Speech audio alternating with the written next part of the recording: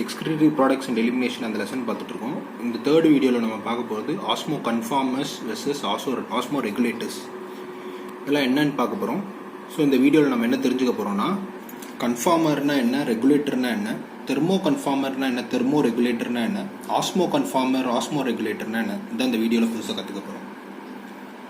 வாங்க ஃபர்ஸ்ட் இது பார்க்கலாம். கன்ஃபார்மர்ஸ்னா யார், ரெகுலேட்டர்ஸ்னா யார்.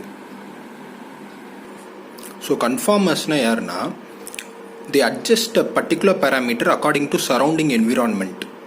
ஸோ சரௌண்டிங் என்விரான்மெண்ட்டுக்கு ஏற்ற மாதிரி ஒரு பேராமீட்டர், அது என்ன வேணாலும் இருக்கலாம், டெம்பரேச்சராக இருக்கலாம், ஆஸ்மோலாரிட்டியாக இருக்கலாம், அது சரௌண்டிங் என்விரான்மெண்ட்டுக்கு ஏற்ற மாதிரி மாற்றி மேட்ச் பண்ணிடும்.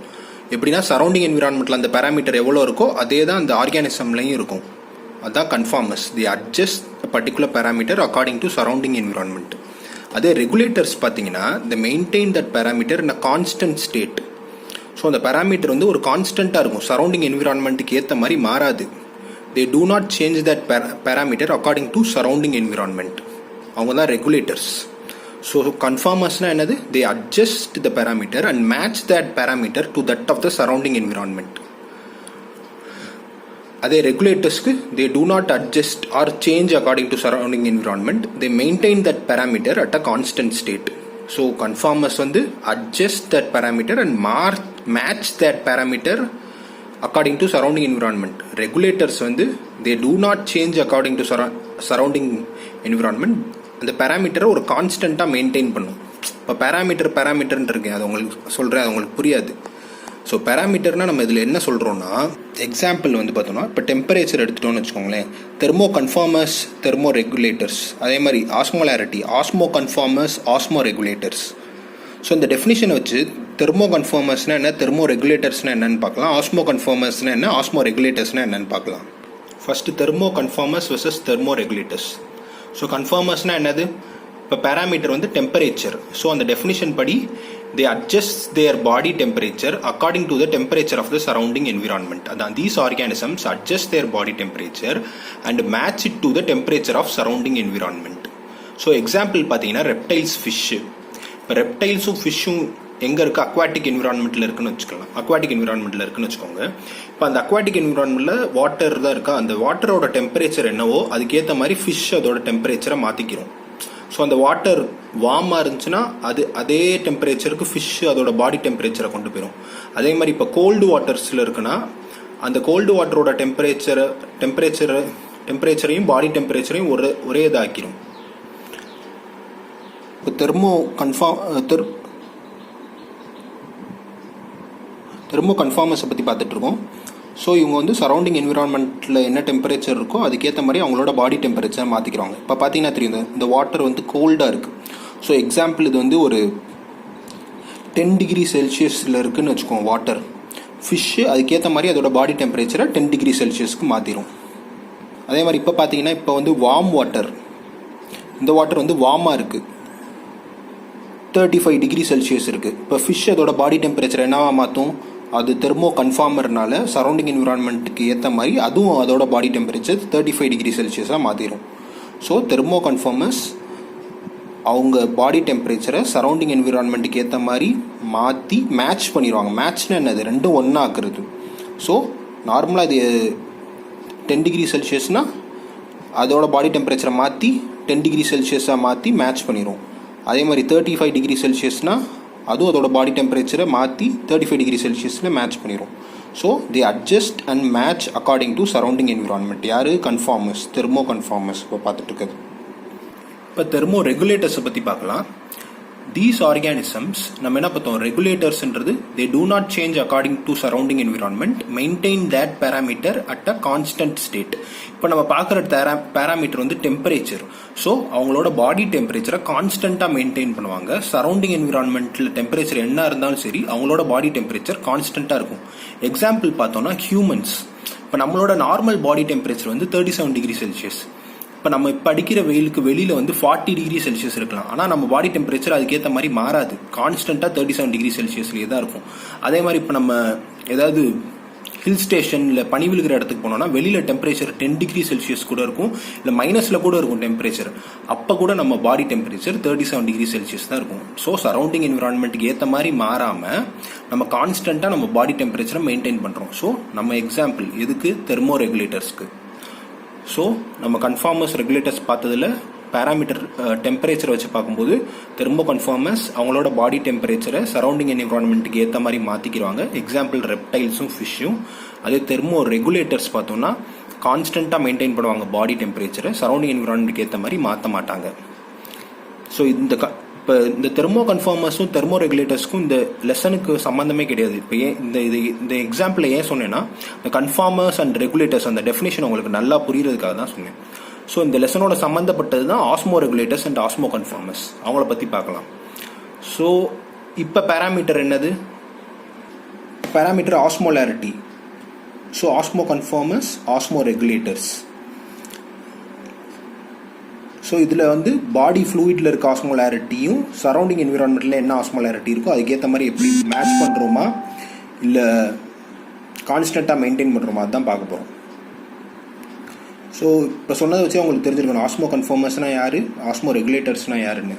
இப்போ பார்த்தீங்கன்னா osmo conformers, these organisms adjust their osmolarity, அதாவது பாடி ஃப்ளூயிடில் இருக்க ஆஸ்மோலாரிட்டி. நம்ம பார்த்தோம்ல, நம்ம body fluid osmolarity 300 milli osmoles per லிட்டர்னு பார்த்துருக்கோம்.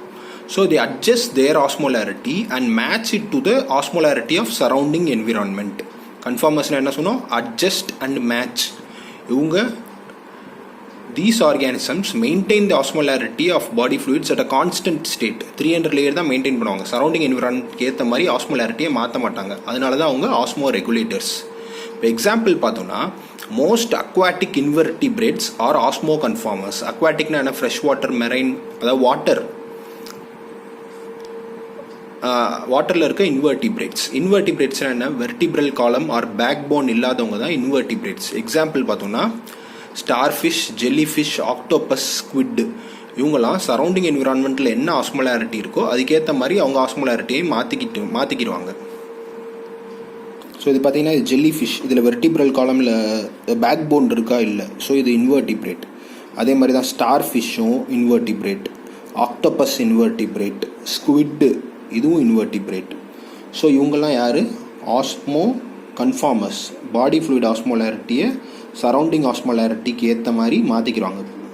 ஸோ இப்போ சரௌண்டிங்கில் வந்து ஆஸ்மோலாரிட்டி 1000 இருக்குன்னு வச்சுக்கோங்களேன், இவங்களும் இவங்களோட ஆஸ்மோலாரிட்டியை 1000 ஆக்கிக்கிடுவாங்க. ஸோ இங்கே பாடி ஃப்ளூயிட் ஆஸ்மோலாரிட்டி 1000 இருந்தாலும் சரி, 50 இருந்தாலும் சரி, என்ன இருந்தாலும் சரி, இவங்களும் அதுக்கு ஈக்குவலாக மாற்றி மேட்ச் பண்ணிடுவாங்க. 50னா இவங்களும் மாற்றி 50 ஆக்கிடுவாங்க.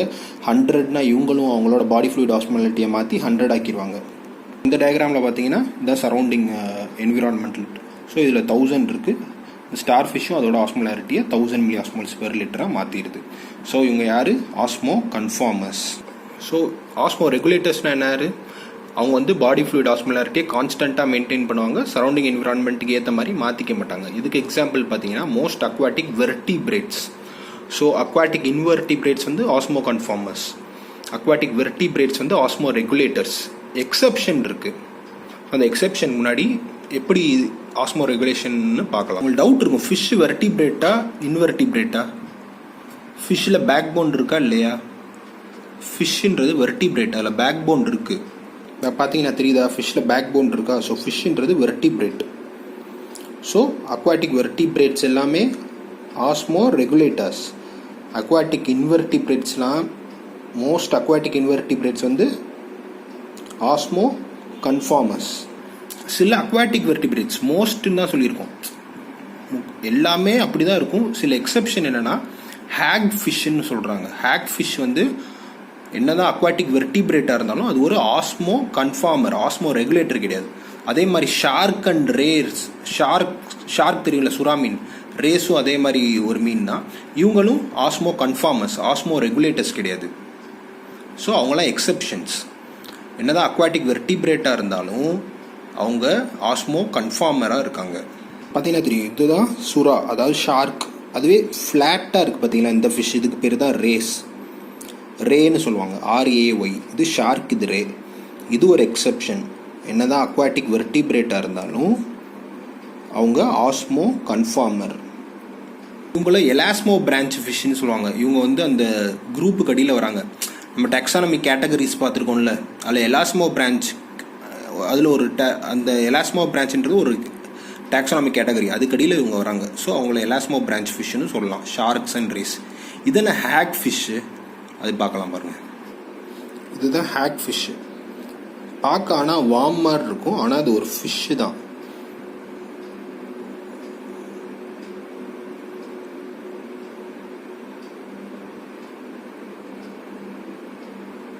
பார்த்தீங்களா,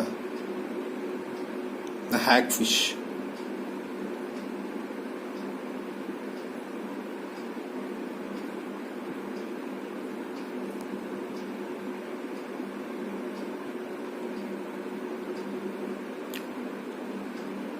இது என்ன பண்ணுன்னா, இது அந்த சி ஆர் ஓஷனில் பாட்டமில் இருக்கும். அதே மாதிரி இறந்து போகிற மீன் அதெல்லாம் இது ஃபீட் பண்ணும். இதுதான் அதோட மவுத் வெளியில் வருது பாருங்க, அதான் மவுத்து. தான் மவுத், ஹேக் ஃபிஷ்ஷோட மவுத். ஸோ இந்த மீன் செத்து இந்த ஓஷனோட பாட்டத்துக்கு போகும் பாருங்கள். அப்போ நிறைய ஹேக் ஃபிஷ் வந்து அதை சாப்பிட பாருங்கள்.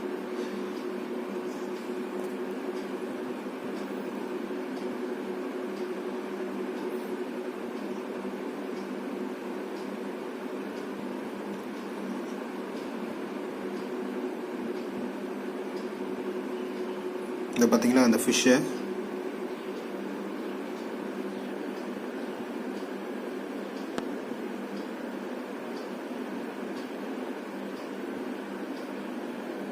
இந்த டெட் ஃபிஷ்ஷை சாப்பிடுது பாருங்க.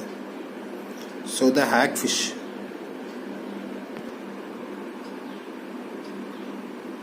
நீங்கள் சொன்ன ஹேக் ஃபிஷ் பார்க்க ஃபிஷ் மாதிரியே இல்லைன்னு.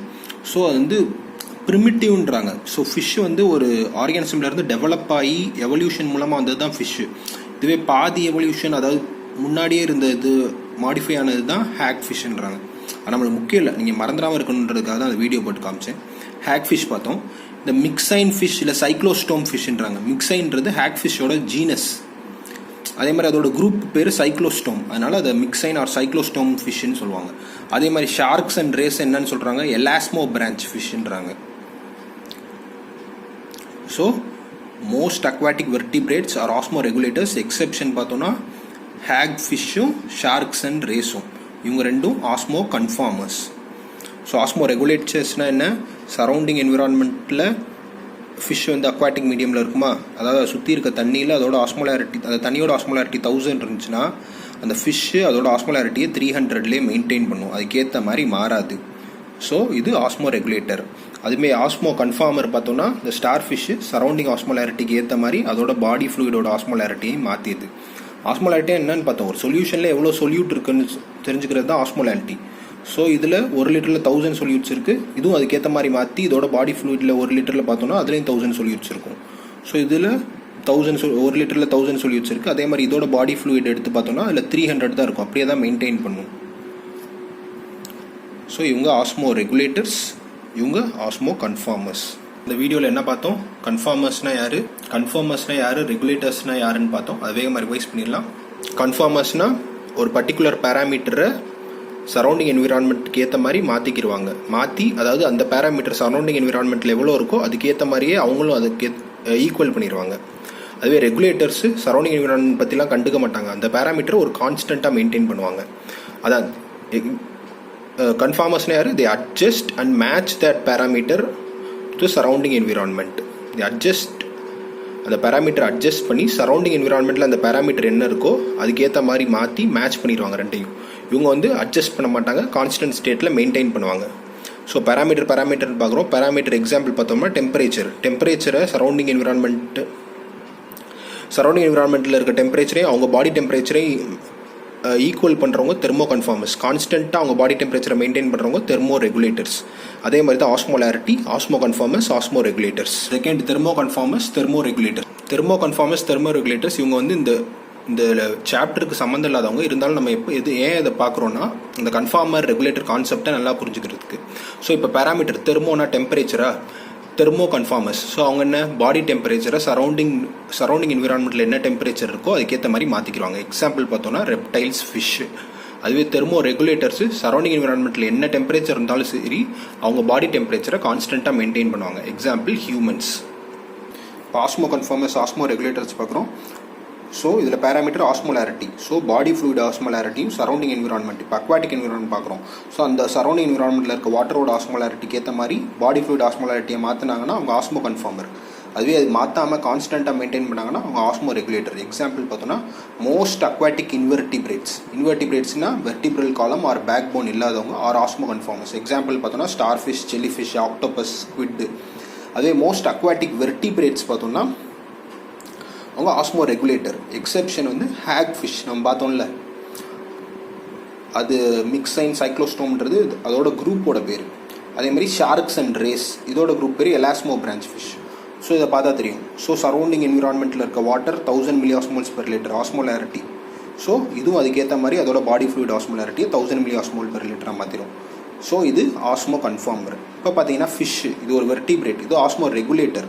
சரௌண்டிங் என்விரான்மெண்ட்டில் 1000 எதுவாக வேணாலும் இருந்துட்டு போகுது, 1000 சொல்கிற சும்மா எக்ஸாம்பிளுக்காக சொல்கிறேன். ஸோ ஆனால் அது பாடி ஃப்ளூயிட் ஆஸ்மோலாரிட்டியை கரெக்டாக 300 மில்லி ஆஸ்மோல்ஸ் பெர் லிட்டர்லேயே மெயின்டைன் பண்ணும். தேங்க்யூ. இந்த வீடியோட டெஸ்கிரிப்ஷனில் இந்த நோட்ஸும் கொஷின்ஸும் இருக்கும், பார்த்துக்கோங்க. பை.